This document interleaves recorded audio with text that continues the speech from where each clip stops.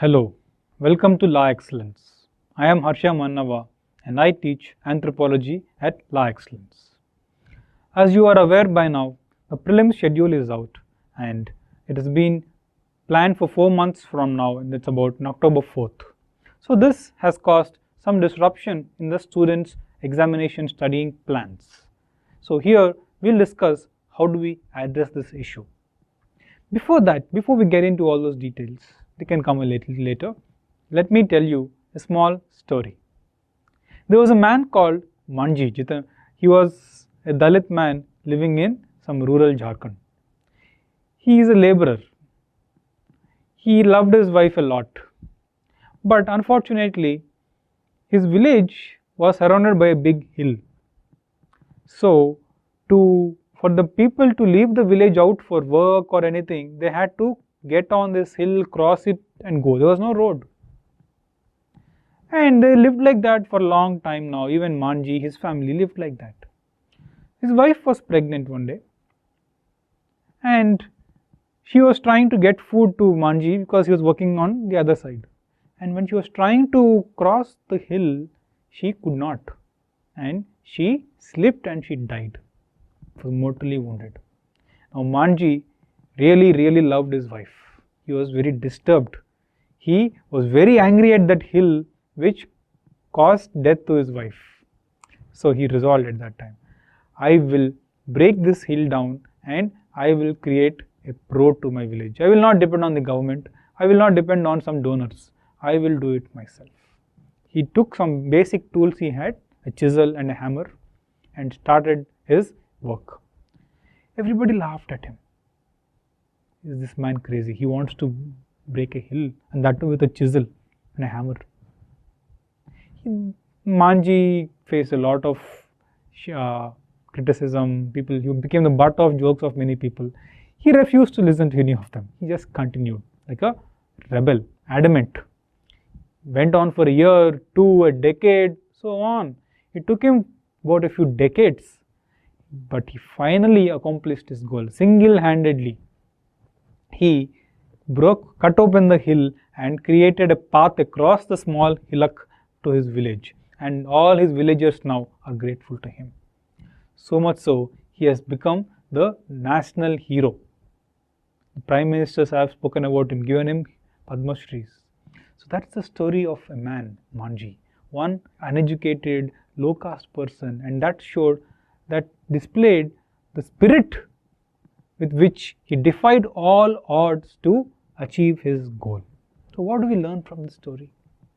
That human character is of utmost importance, and commitment to what you achieve, regardless of your external environment, is what finally takes us to where we want to go. That separates the victors from others, that separates those who want to make a mark from those who just want to go about life easily. So how does that help us? We don't have a task as difficult as the Manji, of course, but we are in a similar situation, not so complex, but yet some kind of a fix. That is, we have been used to studying for prelims now. Most of you had studied for prelims for a good 2 to 3 months, and thanks to COVID, most of us have been locked at home, not knowing when the exam will happen, how to go about it, so confused. Some of us have lost habit of studying, and we were in a state of chaos, not knowing how to go about studying. But now there is some clarity. Good. Prelims is on October 4th. We almost have 4 months. But that calls for some change of strategy, isn't it? Right now, many candidates are trying to shift towards optional. I'm getting this calls and messages from students. So we are planning to move to optional, and we need help with anthropology. Please help us. Of course, it's not like you're the only people who are impacted by this pandemic. Think of the plight of athletes who are preparing for Olympics. They had trained for years for that 1 month of Olympic Games, just for those few minutes they get at the Olympic Games. But the games have been postponed to next year, and the Japanese are still non-committal about whether they will actually have Olympics even next year. So think of them, but what does an athlete do? A really ambitious, a really energetic athlete, regardless of when the Olympics will happen, he will just continue to practice, because even before he won a medal, he would have practiced. A good athlete continues to practice even after he wins the medal. I think the medal only just is an external token of appreciation, but he still continues. So he would think, fine, I would have practiced anyway, so he would continue to practice. The Olympics may happen next year or the year after that. The fact that I have to practice does not change because of the Olympics has postponed, doesn't change any of my way of life, because they look at their practice and training as a way of life. Their sport is their way of life. That's the attitude we need right now. Do not take all these external disturbances impact you. This exam and this studying is a way of life for you until you reach your goal, and maybe even after you reach your goal, because as a public servant you must stay in touch with things that are happening around you. So all this is is like a training for actually what you must do. So your life will not really change. So just stick to the fact that there is an exam I have to crack. It may happen in October, it may happen even after that. Whenever it happens, my job is to keep studying. I will do it, I will enjoy the process, I will learn and grow. And writing the exam is just a way of showing my knowledge and getting this external accomplishment, external recognition that I have been also wanting. That's all. If you approach this whole issue in that fashion, you will not be shaken up by all these events, isn't it? So be calm and just respond like a Buddhist monk to the changes. The exam has changed, fine. So what? You have 4 months now. You break this 4 months into 2 parts. 2 to 2.5 months for optional, a good 1.5 to other half a month to prelims. That's how I think you must break it, and that's how most students are doing. They are now planning to shift gears towards optional, at least for some part of the day. And I know most of you haven't touched optional books for a good period of time now. Since you haven't touched, I know that most of you must be feeling a little out of order, out of place. Your optional books, anthropology books are gathering dust, they are biting dust. You have lost track of the syllabus, you have lost momentum in studying anthro. I know you want to study optional, but you're struggling to make a start. You're struggling to write some answers and see where you stand. So we are here to help you on that. We may not help you with attitude. Attitude is what you must develop. The attitude of a fighter, that is, I will keep doing this regardless of when the exam happens. I will keep studying and I will write whenever they conduct the exam. That's the attitude you need, and that you must develop. But we are here to help you work on your attitude and get your results. So I am here to help you come out of your inertia, your resistance, to clean those dust of the anthropology books and get into form, to just get into the groove and start rolling. I am sure once you get into the groove, you will start rolling. It's like a train. It's difficult to get a train onto the rails, but once the wagon is onto the rails, rolling it is very simple. So I am here to give you that lift to come onto the track. Once you are on track, you will roll. You will only need some push, a little push, that's all. We are going to achieve that through an anthropology crash course, a very brief answer writing course. We are calling it Anthropology Through Questions. That's a program we are going to launch from 15th June, that is coming Monday. Coming Monday, we will launch a program wherein we are going to address this whole issue of preparing for anthropology through Anthropology Through Questions. So the program's name is Anthropology Through Questions, and this is about a 7-week program, 6 weeks of reading, and the last week will be of tests. Of course, you will also have weekly tests, but the last week will be of revision of everything, and we will have 2 grand tests. So this is the scheme of the program. It will be for 6 weeks of some kind of classes. So we broke the syllabus into 6 parts for 6 weeks. Each week we will have 3 classes of 2 to 2.5 hours. 3 classes on Monday, Wednesday and Friday. Between alternate days we will have class, and on the day on which you don't have a class, you are expected to prepare for the next day. So on Saturday, you must prepare for Monday's class. On Tuesday, you must prepare for Wednesday's class. On Thursday, you must come prepare for Friday's class. And the syllabus which we are going to cover in each class is also going to be given to you. All these details will be attached to the video, or you will get it through Telegram or on email. Don't worry, we will give you a flyer that has all this information. So basically, the syllabus is going to be broken into 6 parts and into 6 weeks, 6 parts, and each week we will have 3 classes on every alternate day. That's the scheme of the program. And every Sunday there will be a test on the portion that we covered that particular week. So this way, and each class what will we do? We give you syllabus for Monday, there is a set of syllabus.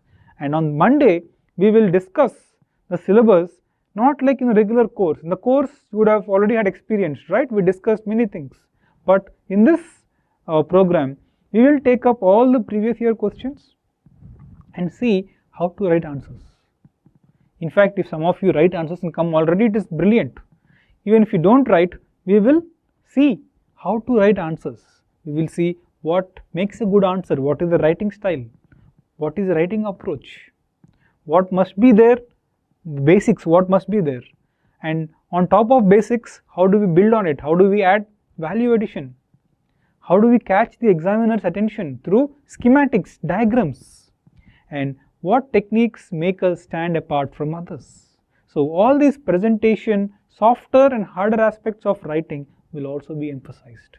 So through this answer writing program or anthropology through questions, we will try to get you to revise your syllabus at least once thoroughly. We will get you to do some writing and clarify any doubts that you have, and on top of it we will also give you some value addition, so that these 2 months would not have gone waste. So because the game changes, the people who finally win are those who make opportunity out of every crisis. Those are the kind of people who succeed in this exam.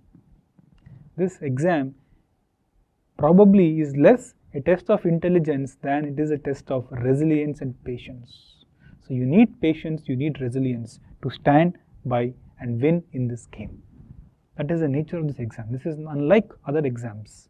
It's very less of a test of an IQ, but it is more of a test of your patience levels and your resilience. And it tests your character to adapt to situations.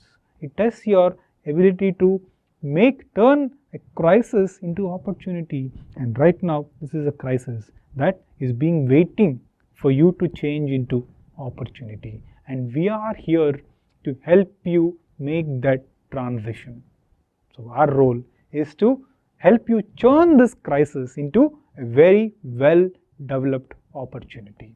And how are we planning to do that? As we discussed, we are going to come to you from this Monday, 15th June, with an anthropology program wherein we will try to cover the entire syllabus through a set of questions and also try to give you some kind of writing program and regular tests and feedback. That is what we are planning.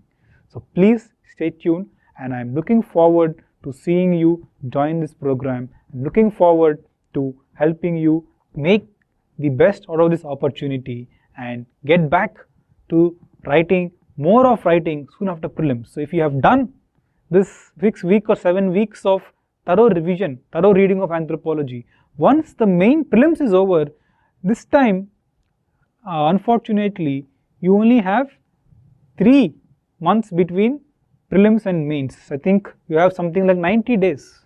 Usually you have close to 110, 115 days. So the time that you are losing between prelims and mains, you must make up now.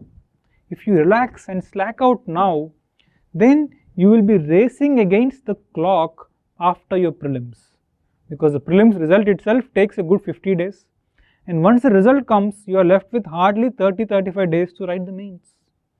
So the time span between prelims and mains has been cut short, which means you must make up for the time lost right now. If you redo your optional thoroughly in the next 6 to 7 weeks, then after prelims it will be just very easy to take the baton and continue.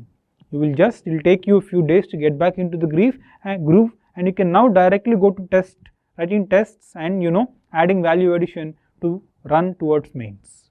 But if you don't do any of that now, and if you must start your optional after pre, that is going to be very stressful, because you must have stopped studying your optional sometime in February, right? And if you have to open it again in October, that's like a good 8 months of lapse, and you will be racing against the clock with just 3 months before you. So that's going to be a very difficult position, and I don't want any of you to be there. It's a very unenviable position to be in, and I think the slogan "prevention is better than cure" typifies the situation. So let us not get there. So let us take our optional books and dust them out and work on them for the next 6 to 7 weeks, so that we can continue and build on this work soon after our prelims. That way we will have a competitive edge. I'll finally conclude with what Einstein had said very famously. He said, life is like a bicycle with ups and downs.